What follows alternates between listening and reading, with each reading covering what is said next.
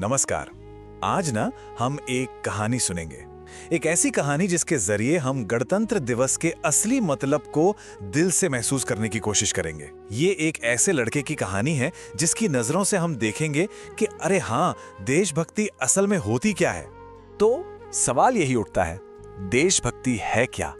क्या ये सिर्फ नए कपड़ों और दिखावे का नाम है, या फिर ये वो सच्ची भावना है जो सीधे हमारे दिल से निकलती है? चलिए इस कहानी में इस सवाल का जवाब ढूंढते हैं। तो कहानी की शुरुआत होती है एक छोटे से गांव से और वहां रहने वाले एक लड़के से। जानते हैं, उसकी एक उलझन है, एक ऐसी उलझन जो गणतंत्र दिवस के पास आते आते और भी ज्यादा गहरी होती जा रही है। तो एक छोटे से गांव में रहता था एक लड़का, नाम था उसका अमीर। अब उसके स्कूल में तो गणतंत्र दिवस की तैयारियां जोरों शोरों से चल रही थी।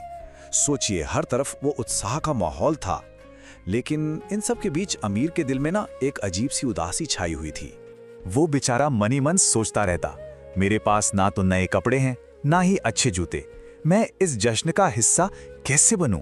अपनी गरीबी की वजह से ना उसे लगने लगा था कि वो इस जश्न का हिस्सा बन ही नहीं सकता, और बस यही सोच उसे सबसे अलग थलग महसूस करा रही थी। और फिर यहीं से कहानी एक बहुत ही खूबसूरत मोड़ लेती है। अपनी इसी उलझन का, अपनी उदासी का हल ढूंढने के लिए अमीर पहुंचता है अपने दादाजी के पास। और पता है वहां उसे क्या मिलता है? वहां उसे मिलती है तिरंगे की आवाज। उसके दादाजी वो एक पुरानी सी संदूक से एक तिरंगा निकालते हैं। हाँ, उसका रंग थोड़ा फीका पड़ चुका था, कपड़ा भी पुराना लग रहा था। लेकिन सुनिए, ये कोई मामूली झंडा नहीं था। ये झंडा हमारी आजादी की लड़ाई का गवाह था। इसकी असली कीमत इसके कपड़े में कहाँ थी? वो तो इसके इतिहास में छिपी हुई थी। दादाजी ने अमीर को समझाया, बेटा, ये झंडा सिर्फ कपड़े का एक टुकड़ा नहीं है, ये हमारी जुबान है। अब अमीर सोच में पड़ गया होगा, है ना, कि भला एक झंडा वो जुबान कैसे हो सकता है? तो दादाजी ने बताया कि इसका हर रंग कुछ कहता है। केसरिया रंग वो हमें उन अनगिनत बलिदानों की याद दिलाता है, सफेद रंग वो शांति का पैगाम देता है, और हरा रंग वो हमारे देश की खुशहाली और तरक्की की उम्मीद जगाता है। असल में ये झंडा उन सभी शहीदों की आवाज है जिन्होंने हमारे देश के लिए अपनी जान तक कुर्बान कर दी। और उस पल अमीर को सच में ऐसा लगा जैसे वो झंडा खुद उससे बात कर रहा है, जैसे वो कह रहा हो, मुझे नए कपड़ों की चमक दमक नहीं चाहिए, मुझे तो बस एक ऐसा दिल चाहिए जो मेरे लिए, मेरे सम्मान में, मेरे देश के लिए धड़के। मुझे दिखावा नहीं, मुझे सच्ची भावना और गर्व चाहिए। बस दादाजी की इन बातों ने और तिरंगे के उस एहसास ने अमीर पर इतना गहरा असर किया कि उसके अंदर जैसे सब कुछ ही बदल गया। और उसी पल उसने एक नया संकल्प लिया। जैसे ही उसने उस पुराने तिरंगे को अपने हाथों में थामा ना, अमीर की सारी उदासी, सारी हिचकिचाहट सब गायब हो गई। उसकी जगह ले ली एक नए जोश ने, एक नए मकसद ने। अब वो एकदम साफ समझ चुका था कि सच्ची देशभक्ति क्या होती है। उसे अब तिरंगे की आवाज बनना था। तो चलिए अब चलते हैं कहानी के उस हिस्से पर जिसका हम सबको इंतजार था, यानी स्कूल में गणतंत्र दिवस की परेड पर। अगले दिन जब अमीर स्कूल पहुंचा तो हाँ, उसके तन पर नए कपड़े तो नहीं थे, लेकिन उसका सीना गर्व से चौड़ा था।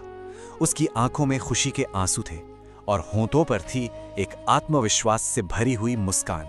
और जैसे ही परेड में तिरंगा लहराया गया, एक आवाज, सिर्फ एक आवाज थी जो सबसे ऊपर, सबसे जोर से गूंजी, और ये आवाज थी अमीर की। उसने अपनी पूरी ताकत, अपनी पूरी आत्मा से नारा लगाया, भारत माता की जय। ये उसकी यात्रा का, उसके बदलाव का सबसे शक्तिशाली पल था। वहां मौजूद हर किसी ने देखा कि फटे जूतों वाला वो लड़का आज सबसे बुलंद आवाज में देश का जयकारा लगा रहा था।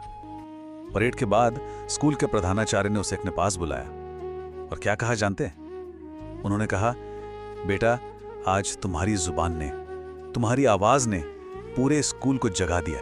तो इस कहानी से अमीर ने आखिर क्या सीखा? उसने सीखा गणतंत्र का असली मतलब। उसने समझा कि ये एक वादा है, एक ऐसा वादा जो सिर्फ एक लड़के का नहीं बल्कि हम में से हर एक नागरिक का अपने देश से होता है। तो इसका मतलब क्या हुआ? मतलब ये कि गणतंत्र दिवस सिर्फ एक छुट्टी या परेड का दिन नहीं है। नहीं, ये वो दिन है जब हम अपनी आवाज से, अपने दिल से एक वादा करते हैं। वादा ये कि हम अपने देश के लिए कुछ करेंगे, चाहे वो काम कितना भी छोटा क्यों ना हो।